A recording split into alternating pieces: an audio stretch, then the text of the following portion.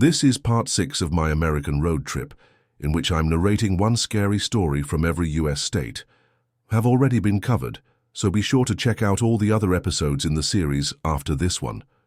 Don't worry, they aren't in any particular order. Now buckle up as we make our way over the halfway point of our journey, downright 666. I grew up in a small community in Pennsylvania. I was young at the time, maybe 4 or 5 years old.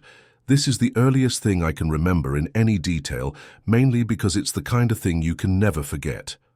My parents went out for dinner one night with friends. They had arranged for one of our neighbors, a teenager called Laurie, to come over and watch me. She was a nice girl, friendly and always smiling. Let me stay up and watch TV past my bedtime, so she was cool in my books. That particular night, I remember I was watching Aladdin for the 400th or 500th time. Eventually, Laurie came in and told me it was time to go to bed. She led me upstairs into my room, tucked me in and made sure I was okay. Then she clicked off the light and wished me a good night. Not long after, I awoke to the sound of a car pulling up outside our house. My parents must be home, I figured. I was wrong. Within seconds of hearing the car outside, Laurie came rushing up the stairs. Sam, sweetie, get up!" She came charging into my bedroom, desperately trying to hide the obvious look of fear on her face. What had rattled her so much? Before I had a chance to ask what was wrong, she lifted me out of bed. "Sam, sweetie, don't be scared, okay?" she said in a hushed tone. She quickly pulled open my closet door with her free hand. Then she sat me inside it. "Whatever happens, just stay in here, okay? Don't make a sound, just like in hide and seek. You have to stay real quiet, got it?" My little heart was beating fast, but I didn't know what to say, what to ask. Were we playing a game or something bad happening? I remained silent and confused. "You promise you can stay quiet?" she asked me. I nodded my head. "Yes." Laurie flashed me a smile. Even as a kid, I knew it was forced. Then she lifted her finger up to her lips. "Shh." And with that, she closed the closet door. I sat inside that dark closet, hunched up in a ball, listening intently to what was going on. I heard Laurie speedily make her way down the stairs. Then I heard the sound of the front door opening. She was talking with someone, I don't know who, a man with a deep voice by the sounds of it. Then another male voice chimed in. I don't know what was being said, but within 30 seconds things had escalated. I was shouting, followed by a whole lot of screaming. Laurie's screaming. To this day, I've never heard anything like it. High-pitched cries of pure terror, as if from an animal that knew it was about to be slaughtered. I could hear scuffles, and the men were shouting. Soon Laurie's voice began to fade, as if she was being dragged outside by the men. Then I heard her screams no more. Singing below me went quiet. Whoever was down there had now left the building, taking Laurie with them. I kept to my word and stayed hidden in the closet. From the outside, I could just about hear a single set of footsteps entering the house again. Whoever it was walking around the entirety of the lower floor. Could trace their movements from the sound of their boots pounding on the floorboards. They moved from the hallway into the living room, through the dining area and into the kitchen, then back to the hallway once more. They began to make their way up the stairs. Sweet Lord. They made their way through each room. Their footsteps were slow and methodical. I heard my bedroom door creak open. From the crack under the closet door, I could see the shadow of someone's feet standing in the middle of my room. It wasn't Laurie. I raised my hand to my mouth to silence my breathing. They stood there, presumably scanning the room. Then, after a few seconds passed, made their way back out and walked back down the stairs. A car engine began flaring outside, and the house fell silent once again. I didn't move, I couldn't. I stayed hidden in that closet, terrified there was someone outside waiting to get me. After what could have been an hour or an eternity, my parents finally arrived home. I was safe. Nobody ever saw Laurie again. The authorities never found her. Nobody knows where those men took her or what they did with her. Despite all this screaming and there being neighbors around, apparently nobody saw or heard a thing, which to me has always seemed weird. I don't know who came to take her that night. I don't know how they knew where she was, what she had done to them, or even what they wanted. Now I'm a fully grown adult, and I'm looking back. I wonder if she got mixed up in some bad business, mixed in with the wrong crowd, so to speak, or whatever the case. I remember she was a nice person, and she didn't deserve what happened to her. She definitely saved me that night, though. For that, I'll be eternally grateful. I remember moving house. Not long after that incident, my parents couldn't stand the thought of living in that neighborhood after that. I live alone in Woonsocket, Rhode Island. One night I was home alone watching TV all by my lonesome. I found company in the good people of Frasier, my favorite sitcom, nothing like a little bit of light-hearted comedy to end the day with. I had turned up the volume relatively loud and was in that tired state of mind where I wasn't really thinking about anything in particular. I was just zoning out in my comfy chair. Halfway through the episode, a shadow appeared on the screen. It dawned on me what it was. From the light in the hallway behind me, I could make out a silhouette reflected on the TV screen. I wasn't expecting company. I turned around to see a man I had never seen before in my life, standing behind me in my living room. He must have been sex too, was wearing all black, and was holding a sharp blade. I hadn't heard anybody come in nor any footsteps. He'd been creeping up on me, his movements masked by the sound of the can laughter. We stared at each other for a good 10 seconds, neither of us moving or even blinking. Just 10 seconds of solid, expressionless eye contact. Wrong house, he said, before turning and walking out into the hallway. I watched as he slipped on the shoes he had taken off, and then casually strolled out the front door. I jumped up to bolt the front door, only to find that the lock had been tampered with. I wasn't going crazy. I had locked it when I got home. First thing I did the next morning was going to get a new, stronger lock. Strange to think, our one moment, you can be relaxing without a care in the world, and in the next, everything could be taken away from you. Without warning. I live in a small town that sits alongside Bayou Tash, a huge body of water that stretches in for 125 miles in the heart of Cajun country. Where we're from, there's a little known urban legend. Only folks who live around the bayou seem to know about it, and even then, only in certain circles. I only came to learn about it after I had an encounter with this thing myself. I'll get straight to it. I was out walking with a couple of friends of mine a few years back. One of those boring summer afternoons where you don't have anything to do but wander around aimlessly. Out of nowhere, all the sounds around me stopped. All I could hear was an eerie, loud breathing filling the air. It wasn't my breathing, nor the breathing of my friends. It was coming from elsewhere, but it was loud and it was prominent, and it was literally the only thing I could hear. Do you guys hear that? I asked my friends. Well, I think I asked, and I could feel the words escape my mouth, come out of my throat. But I couldn't hear them. I couldn't hear what my friends were saying back to me either. Their lips were moving, but all I could hear was that damn breathing. No birds or rustling or footsteps or any other natural sounds at all. It was surreal. "Hold up," I said, and tried to say, and motioned for my friends to wait for me. I then moved towards where I thought the breathing was coming from, behind a few trees next to the bayou. As I got closer, the sound of the breathing became louder and louder. I knew what curiosity did to the cat, but nonetheless I followed that damn breathing to its source. It's hard to explain why, I just felt compelled to. It was like a magnet, drawing me in. The weird part was the different sound of each breath. They were more like gasps, if that makes sense, like the person was struggling to breathe. They were all different from each other too, as if every breath was coming from a different set of lungs. I continued on to where I thought it was coming from. I came to a break in the foliage. There, 30 feet ahead of me, sitting on the edge of the bayou, was a man.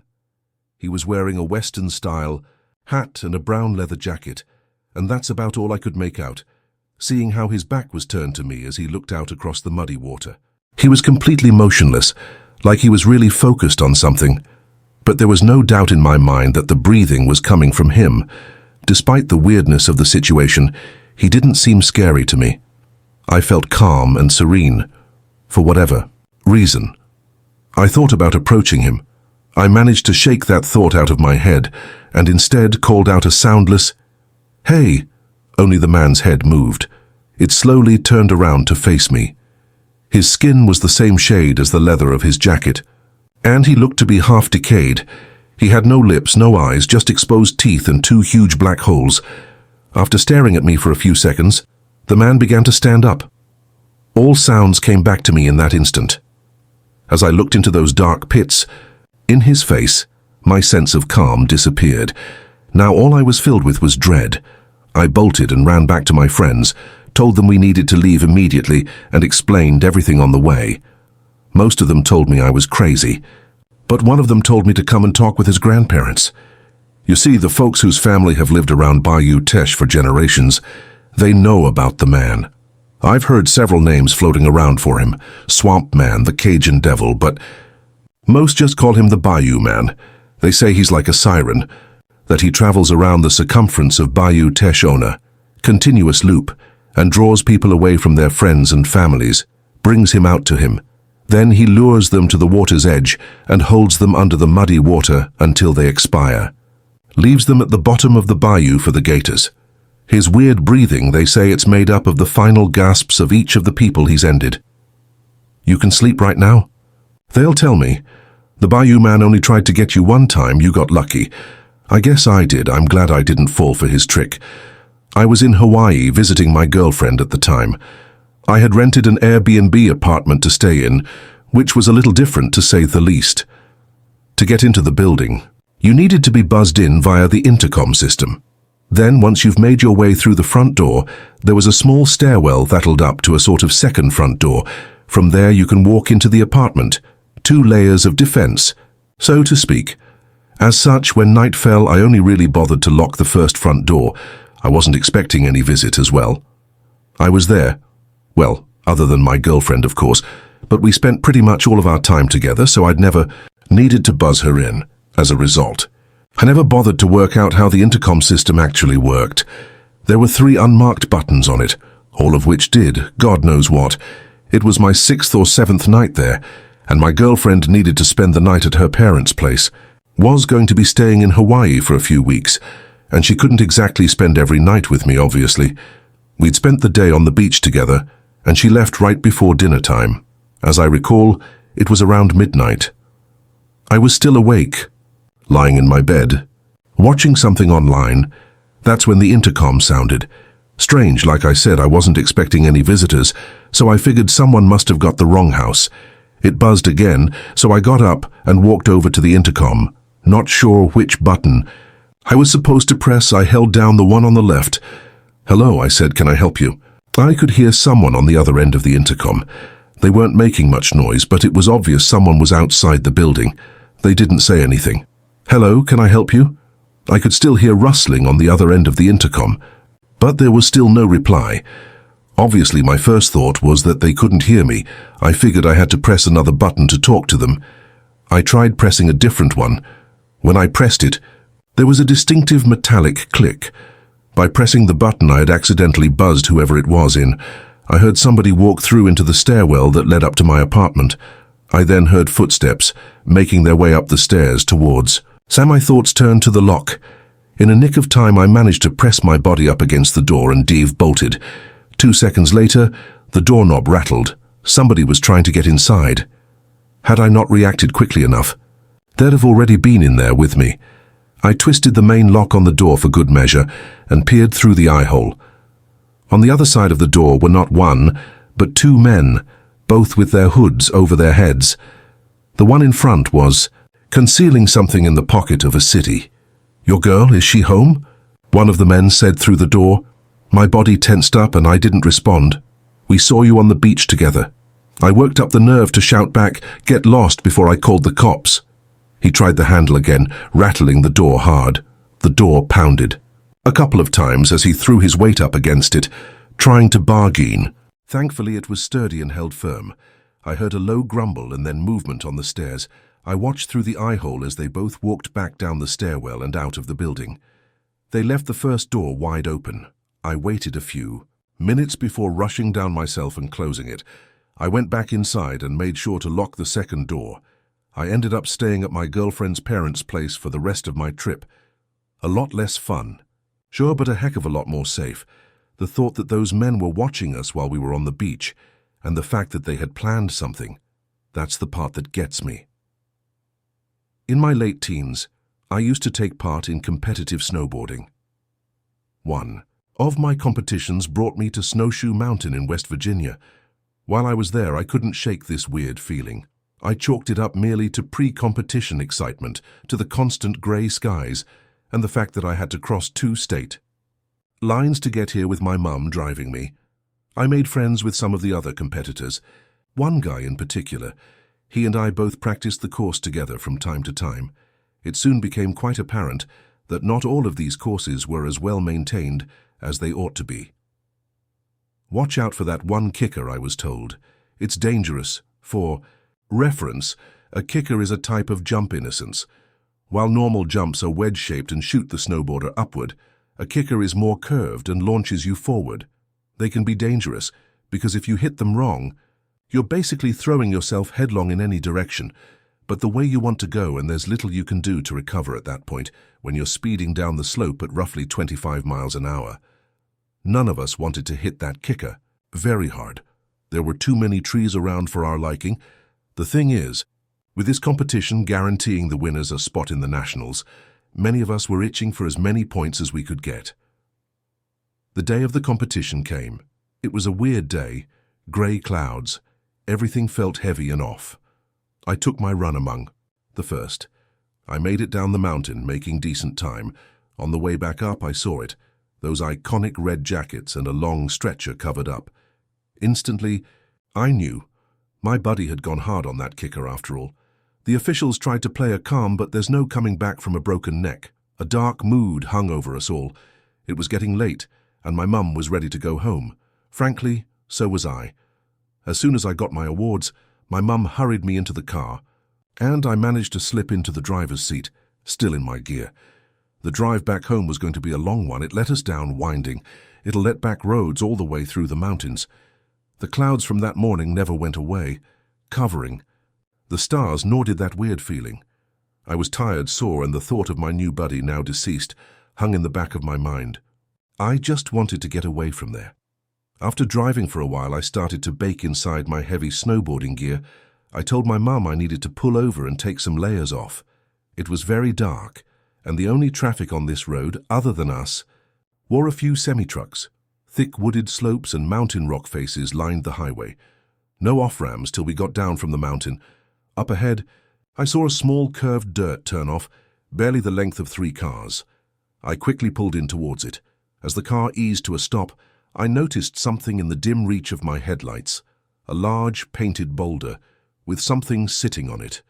Reaching for the car door, I strained my eyes to see what it was. It looked like a large, weird-shaped upright lock with thick branches. "One is that?" I wondered. Suddenly my mum started to hit my arm. "Let us out of here," she ordered frantically. What is it?" I demanded, still trying to make out the shape. "Drive!" she shouted. I could feel the weight of her hand, hitting me through all my thick layers. Then my tired eyes focused, and I could make out what was on the rock. It wasn't a lock. It was a severed deer's head. It was perched upright on the rock, its cloudy eyes shining in the headlights, its tongue hanging out, red oozing down the side of the boulder, staining at a dark color. My heart started pounding in my chest. I looked around and noticed there were no other cars or tracks in the small pocket. There was room really for only 1 or 2 cars. "Drive," my mum shouted again. I had to wait for a large semi to pass by first, before pulling back out onto the main road. All the while, that thing was staring at me. It was only a few minutes, but it felt like an eternity. I could barely think between my mum shouting and the flood of panic squeezing my chest. As soon as that truck passed, I peeled back onto the highway. Where did that thing come from? Who put it there? And more importantly, why? There were no other people in the area that I could see, and no way for someone to park a truck or car. Was it some sick prank? Was there something waiting in the trees just out of sight? Was it really some sort of trap meant to throw us off? Or was it just some sort of omen related to my now-gone buddy? I have no idea, and I really don't want to know. But yeah, that's my story. Just be careful if you find yourself driving through the mountains of West Virginia. Always be aware, and don't take chances unless you have to. We made it down the mountain. Okay, and I've been back to snowshoes since then. Thankfully, I've never come across anything like that again. It was just a weird day, I guess. A very dark, weird day. Well, We're over halfway through our journey now, so I hope you guys are enjoying the ride. A huge shout out to Ranger Reap for creating that new out trip for me. I think it looks amazing, so guys, please make sure to check them out via the link down below in the description. That'll take you to his Instagram page, and you can check out some more of his animations and amazing artwork. Speaking of artwork, another shout out to Anthony Salinas. He made the thumbnail for this video. A link to his stuff can also be found down below. Finally, a huge thank you to all of my supporters on Patreon, especially my biggest supporters: Samuel Cotton, Kat Mayers, Sarah Ramirez, Mara Cruz Gadana, Matthew J. Bauer, Anime Wimp, Fun with Failure, Crazy Mask Parade, James Labour, John Crouch, Pro Keeper Dinetta, Gina Valera, Philip Westra, Alex Greenshaw, Monica Mendoza, Son of the Emperor, Crawford K. McDonald, Miley Wright, and Ray Price Burton. A salute to all of you, thank you. I'm actually going away to Japan for a couple of weeks, but don't worry, I'll still be releasing a video while I'm out there. Until then, guys, you all stay spooky and remember the best things happen in the dark.